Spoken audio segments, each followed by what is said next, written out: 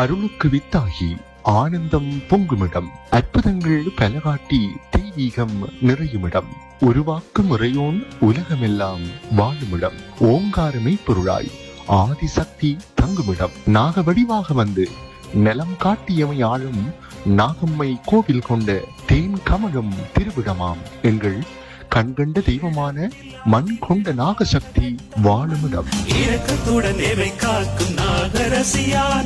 பண்டாரியவழி நாககட்டு அருள்மிகு ஸ்ரீ நாகதம்பிரான் ஆலய வருடாந்த மகோற்சவ பெருவிழா 2025